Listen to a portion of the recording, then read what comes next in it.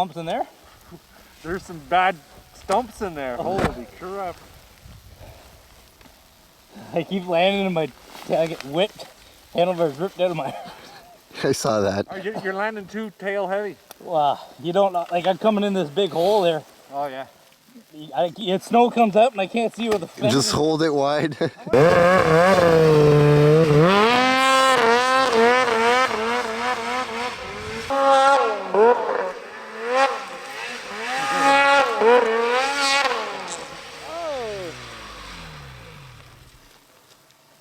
Are you okay? Hey, are you okay? Oh, nice. Did you see me? Did you see me?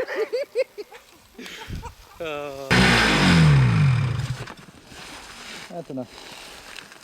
You got to work a little harder on it. Yeah, these line boards getting crazy. Yeah. You got something to tip there? Yeah, I got to do that. It's you know, the wider stance.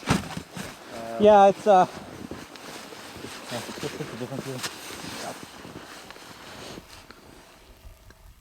I like it though. It feels like it's hard to get it over, but once you get it over, it likes to be there. Kind of like. Yeah, because of the wide stance though. Like, I mean, it's 40, what was it, center to center was 44? Yep. So it's pretty wide compared to ours. Well, what was the rev? 39. 39, so. Yeah. And The motor feels good, huh? it does feel good, right? Yeah, it's working no problem. Clutching's good. Yeah, it's actually getting all the air it needs. This is what happened over here, lads. Check this out. So I put these vents on. Remember I made a video of this install of these vents, and I had a mesh over top of this. And what happened with the powder was the powder just got packed between the mesh and this powder screen, and then it would just bog it right out because it couldn't. Yeah, like this stuff here. So it couldn't breathe. So I chiseled that all out. Now it can breathe.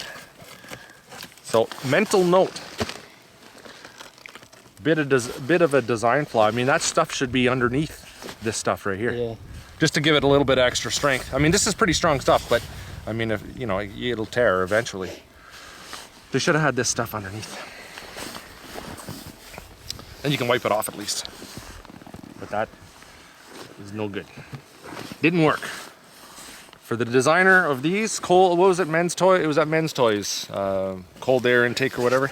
They need to fix that. But she's running good other than that. Little Rich, you can hear it sort of the Show odd them what time. I did on mine for the intake. Yeah, check this out. I bought 2 Boondocker intakes, turbo intakes for my IQR and one for my turbo Trinitro Beast. And then Keeley sends me a picture. He stole this one on me. So anyway, he's got this cold air intake on here. Took the air box right out of it. It runs pretty good. Yeah, it's just got the air box behind the carb. Yeah. But I took the side one off and I jetted it up a bit. Yeah. And yeah, I was laying that right in the snow. I'd come up and there'd be nothing on it before. I was constantly wiping that other thing and it was getting full. And the whole front, I mean, anybody who runs these revs, they go through all the trouble of building up these revs for the powder, and then they go riding. After a full day of powder riding, they can't steer, and their boots are blown right out right here because all the snow gets in there and then it freezes solid because of the warmth of the engine, and then it just becomes a nightmare. Can't steer at the end of the day. I had coarse vents like what you had on, and it was still getting in. So I put finer ones. You stole that from me too, didn't you? Yeah, no, those are mine. That's all from the. Where's that from? I had 2 of those bags in here, and I cut them up. Oh, yeah. No, Good. Something you didn't steal? No, I didn't steal. Oh, you stole and then these? putting the rubber on here. Yeah, and that here. was a good idea. That was solid. Definitely better for sure. So Simon got a bit of an eye opener on the power line running here today. First day learning experience. First day. I'm telling you. Come here and check this out. I think I bent it. You can see just by looking at it. This ski's back further. So the bottom A-arm is bent. Right down here. And this is what the alternative impact arms usually do. They bend right there, which is not a bad thing. It's actually a good thing. It saves your none. I mean, that's the 3rd one I've done.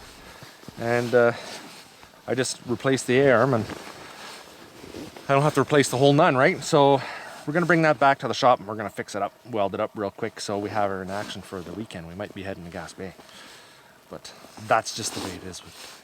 I didn't bend my nun arm, but I bent my nun. You did? Yeah. Right now? I don't know. Yeah, this side's bent now. He does that. Oh, you did, eh? Look at that. They're both bent now. Look at that. Look how close that is there. Man, that's the one I did last week. I thought it was this side. That one's still close to her, right? Or is that about right? It's not bad. It's out a little bit. But that was all bent from before. I got a new plate. That's the bulkhead I got to change. We've been panging rocks all day in here. Just driving on the flats, just bang, just rip it like hits your arms and I'm cranks just going slow. Just huts, and usually I go a lot faster through here. Oh yeah, it's Dangerous. we've had many wrapped arms with sticks and wrenches and all kinds of clutch guard. Remember we used a clutch tool to pin one together? Simon hit the exact same spot that I did last year with the IQ. with the IQR when I broke that front joint, the Heim joint on the arm. Here, come check this out. So I'll show you how I did the airbox. That just went right on. I just cut the flange down. This is the 07-800 airbox with the bigger plenum on it. Yeah, the 800R. Yeah.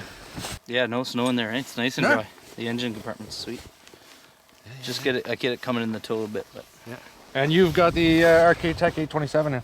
yeah, it's running great. I broke it in by overheating it. How'd you overheat it?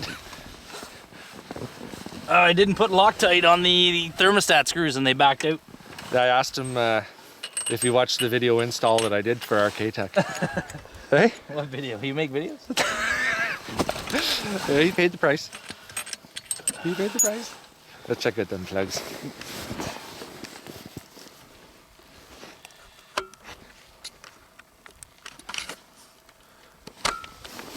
Oh, that's good. Almost rich, too Yeah. rich maybe. Yeah. I jetted up once with that air intake on there, but it's warm today too. Well, it's not that warm. It feels warm, but I bet you it's still minus 15. Yeah, Which- it looks pretty good. Yeah, I don't know. It's almost too rich, almost. I'd live with that. It's good. Check the other one too. We do maintain them and stuff, it's just that we're not show shine kind of. Well, we've got it down. I mean, we can pop a motor in and out in about. Well, we can take a motor out in less than half an hour, like 15, 20 minutes, right? Yeah. Like, Well, how long did it take me? I took this out, I had a crank seal leak. And I took it out, split the cases, re-glued them. It probably took me 4 hours, probably. Yeah. By the time I got it all back together. And that's to take the crank apart. Like, I mean. Well, I split the cases, and Yeah. cleaned them, and then put all the new goop on, and resealed them, and it's tight now. So, yeah. And it's not like we're. It's just because we do it so much. I've only had the motor out of this about 20 times, probably. Yeah. It's not hard to do. School of hard knocks. You just got to get in there and do it. I mean, there are enough videos we put together. People should have a pretty good understanding how to do it now. Yeah, I'm impressed with how much lack of snow there is in there. Do you notice? Are you noticing a difference in the power? Yo, for sure. Yeah. When it gets going, my clutch spring is too stiff, and it just takes a few seconds to get to my 8500, and so when I give it that little shot, I don't have it. I just haven't had time to change the spring. Just feels doggy, but once it gets there and I'm rolling, you can't go for long here with the power on. Wish she goes good, man. He does. Well, let's get back at her. Do we want to put a sandwich on the pipe to get things cooking? Is it lunchtime yet? It's after. It's like 12:30. You want to eat, Simon? Yeah, let's go ahead. Do some cooking. I know we've used. Oops, sorry. I always like to whack it. The whiz mount in the face. This is I like this camera, but it just seems to whack people in the head. We've used the hot dogger, and we've used the what was that other one called? The hot dogger? I forget. But you just can't jam a whole bunch of stuff in the same way. You can here. And our good old friend Dennis, otherwise known as Bad on Do Talk, all he does is he just comes from home with this sandwich, and he wraps her in tinfoil, pops it on the pipe for about 10 minutes of good brapping, 10-15 minutes of brapping. All done. Good to go. And you got to use a chuck wagon, boys. Definitely have to use a chuck wagon. Because there's nothing like a toasted chuck wagon. My dad used to bring me to the local wing detachment, which was kind of like a Legion for the Air Force, RCAF, when I was a kid. We'd always eat the chuck wagons. Toast them up. Dad, can I get a chuck wagon? Toast them up in the machine there. They were awesome. Good old days.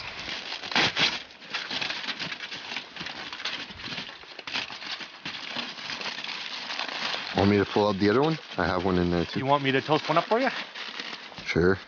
Put her on kealeys.